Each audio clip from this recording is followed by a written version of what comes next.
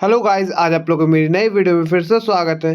मैं आज आप लोग का बायोलॉजी का एक नया वीडियो लेके आया जिसमें हम लोग डाइजेस्टिव सिस्टम के बारे में जानने वाला है। इस एक वीडियो में आप लोग का डाइजेस्टिव सिस्टम पूरी तरह से समाप्त है। इससे बाहर आपका एक एसएससी के या बैंक या रेलवे के एग्जाम में किसी एक से भी क्वेश्चन नहीं आएगा।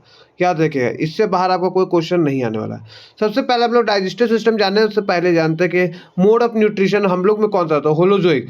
मनुष्य में पाचन की प्रक्रिया शरीर के अंदर होती है, इसलिए हमें होलोजोइक प्राणी कहते हैं। याद रखिए, जिस भी प्राणी के अंदर पाचन का जो भी सिस्टम होता है, पाचन जो भोजन का पाचन होता है, वो अगर शरीर के अंदर होता है तो उसको होलोजोइक बोलते हैं। याद है। तो हम लोग इंसान कौन सा मोड ऑफ न्यूट्रिशन करता है, तो holozoic mode of nutrition. Holozoic इसीलिए हम लोग कहते हैं। देखिए, डाइजेस्टिव सिस्टम का ये डायग्राम दिया हुआ है। सबसे पहला डाइजेस्टिव सिस्टम जो होता है मेरा माउथ से स्टार्ट होता है।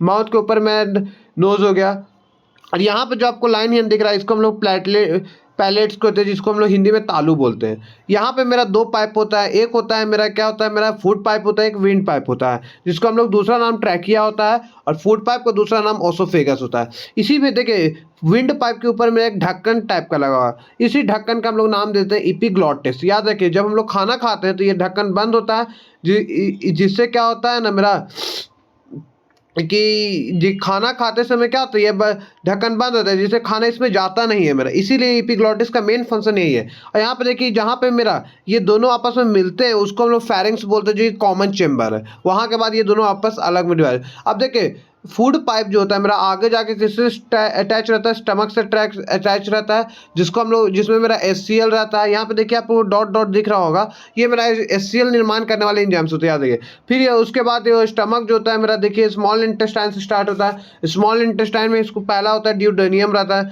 फिर उसके बाद जेजेनम रहता है, फिर उसके बाद इलियम रहता है। याद रखिए, इसके बीच में मेरा लीवर हो गया, गॉल ब्लैडर होता है। ये तीनों को ड्यूडेनियम, जेजेनम और इलियम तीनों को मिला के हम लोग स्मॉल इंटेस्टाइन बोलते हैं। फिर उसके बाद भोजन मेरा लार्ज इंटेस्टाइन में होता है। लार्ज इंटेस्टाइन के बाद फिर ये एनस में आता है। देखिए, पाचन का क्रम क्या होता है, बेसिकली जो होता है मेरा प्रोसेस ऑफ डाइजेशन, उसका क्या क्या सिस्टम है। सबसे पहले माउथ से फिर मेरा फेरिंक्स में जाता है, फेरिंक्स से मेरा फिर फूड पाइप में हो जाता है, फूड पाइप से स्टमक में गया, स्टमक से फिर ड्यूडोनियम में एंटर हुआ, फिर जेजेनम में हुआ, फिर इलियम में जाता है, फिर लार्ज इंटेस्टाइन, फिर एनस। और ये टोटल क्रम हो गया। आपसे क्रम भी पूछा जा सकता है कि डाइजेशन का क्या क्रम है, तो ये आप बता सकते हैं। अब आता है एलिमेंट्री कैनाल, जिसको हम लोग एलिमेंट्री कैनाल बोलते रहते हैं।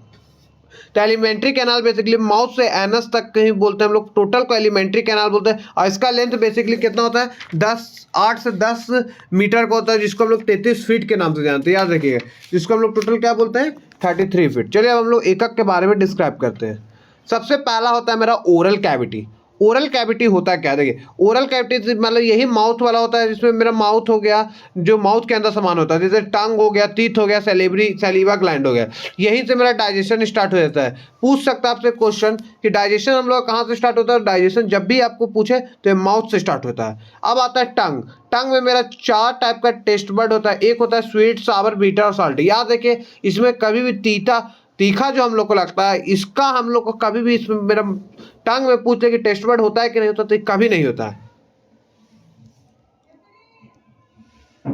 टीथ, बेसिकली हम लोग में टीथ जो होता है मेरा कितना होता है, तो 32 टीथ होता है, 32 टीथ होते हैं। मनुष्य में दांत जो होता है जबड़ों में धसे होते हैं, इसीलिए इसको थेकोडेंट कहते हैं। याद रखें, हम लोग में जो दांत होता है वो किसमें, जबड़ों में धसा होता है, इसीलिए हम लोग इसको क्या बोलते हैं, थेकोडेंट के नाम से जानते हैं। मनुष्य में कुछ दांत 2 बार आते हैं, इसलिए मनुष्य को द्विबार दंती कहते हैं। याद है कि मनुष्य में जो देखते हैं हम लोग में दांत होता है, एक मिल्क टीथ होता है, एक परमानेंट टीथ होता है। तो ये हम लोग में 2 बार दांत आते हैं, तो इसीलिए हम लोग इसको क्या बोलते हैं, द्विबार दंती के नाम से भी जानते हैं।